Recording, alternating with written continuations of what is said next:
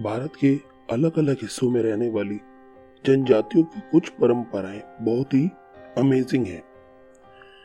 ऐसी ही एक जनजाति है गरासिया, जो कि मुख्यतः राजस्थान और गुजरात के कुछ हिस्सों में निवास करती है।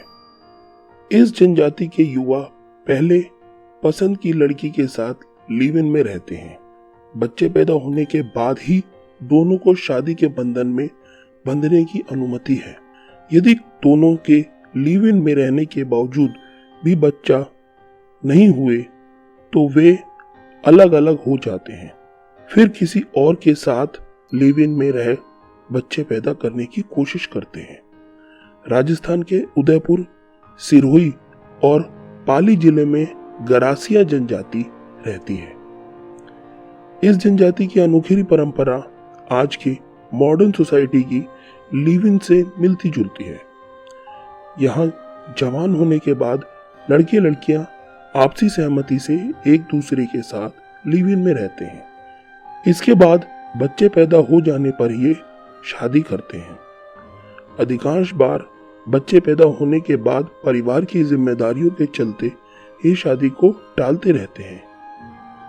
कई बार 50 या इससे अधिक की उम्र में ये इस रिश्ते को अमली जामा पहनाते हैं। इस दौरान कई बार जवान बेटे और पोते भी इनकी बारात में शामिल होते हैं।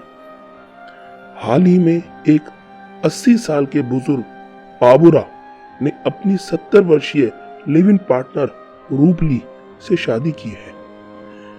इस शादी में पाबुरा के पड़पोते तक बारात में शामिल हुए थे।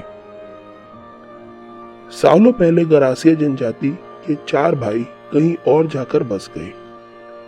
इनमें से 3 ने शादी की और एक समाज की कुंवारी लड़की के साथ लिव इन में रहने लगा।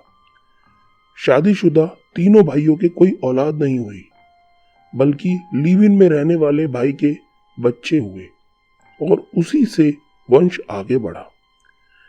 बस इसी धारणा ने समाज के लोगों के जहन में इस परंपरा को जन्म दिया। कहते हैं इन जनजाति में यह ट्रेडिशन 1000 साल पुराना है। यह परंपरा दापा प्रथा कहलाती है।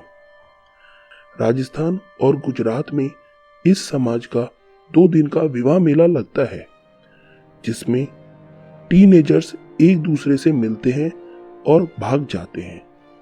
भागकर वापस आने पर लड़के लड़कियां बिना शादी के पति पत्नी की तरह साथ रहने लगते हैं। इस दौरान सामाजिक सहमति से लड़की वाले को कुछ पैसे लड़के वाले देते हैं। हालांकि बच्चा पैदा होने के बाद वे अपनी सहूलियत से कभी भी शादी कर सकते हैं। इतना ही नहीं, यदि औरत चाहे तो किसी और मेले में दूसरा लिव इन पार्टनर भी चुन सकती है।